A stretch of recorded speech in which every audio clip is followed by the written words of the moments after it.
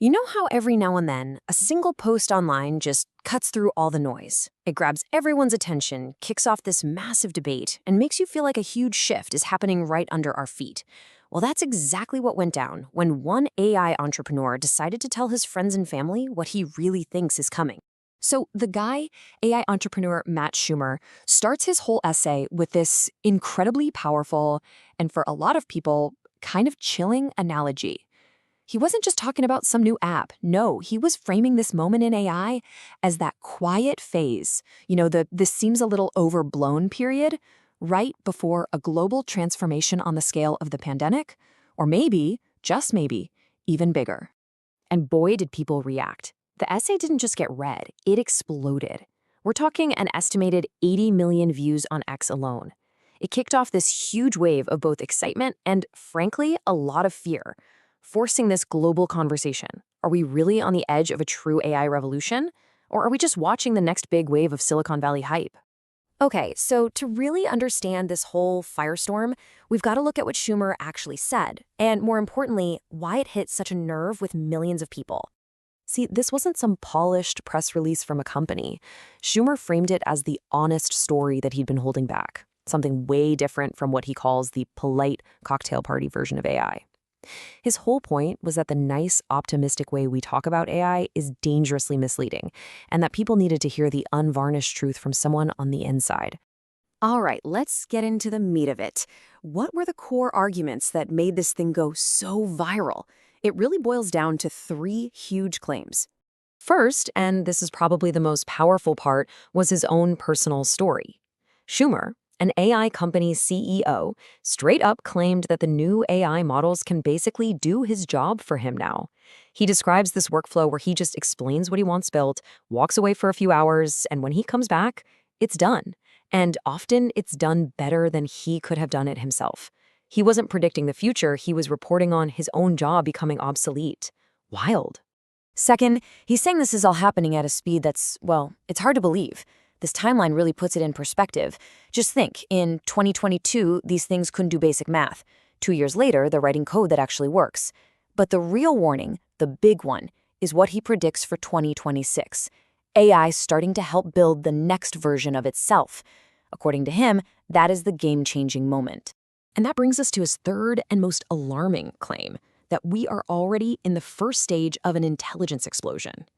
Now, this is the idea of a runaway feedback loop where each new AI helps build an even smarter one, which then builds a smarter one, and it just snowballs out of control.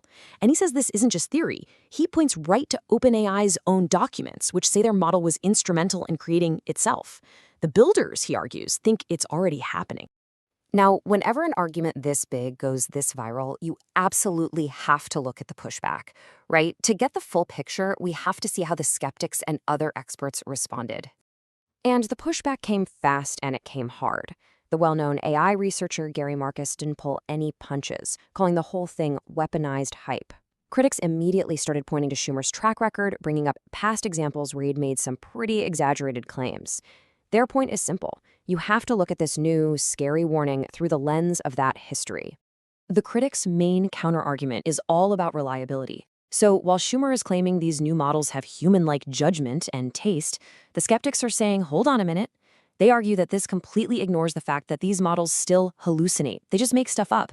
And they still make what Marcus calls boneheaded errors.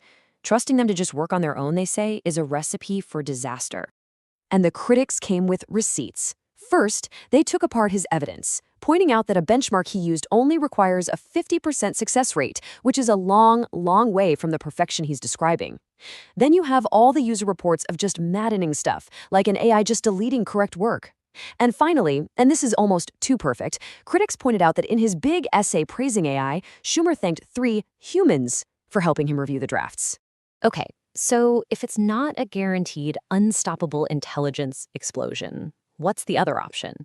This brings us to a totally different way of looking at the future, one that sees the progress without assuming it's just going to run away from us. This is the fork in the road, and it really captures this big debate going on between what you could call the exponentialists and the S-curve realists.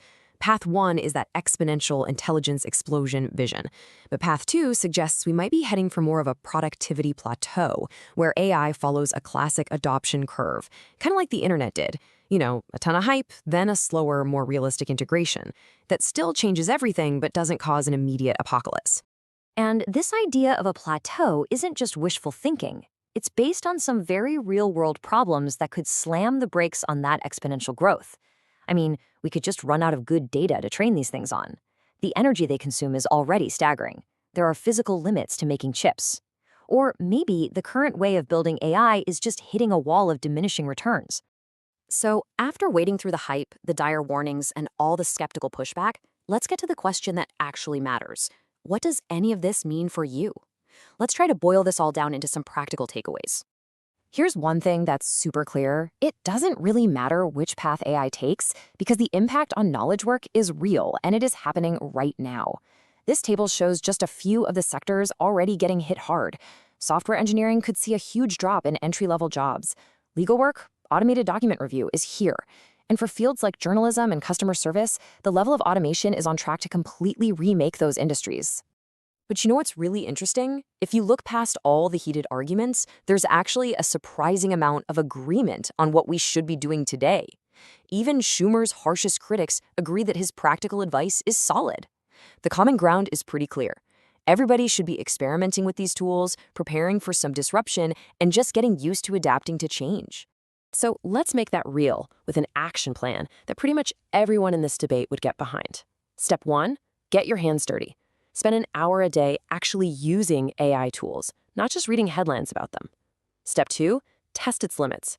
Throw the hardest parts of your job at it to see what it can really do and where it fails. And step 3, and this is the big one, be more human. Double down on the skills that are tough to automate, building relationships, earning trust, and just showing up. At the end of the day, the debate that Matt Schumer kicked off forces us all to ask a really fundamental question about where we're headed. Are we in February 2020, living in that weird calm right before a historic storm? Or are we just at the absolute peak of another tech hype cycle that's eventually going to calm down into something more manageable?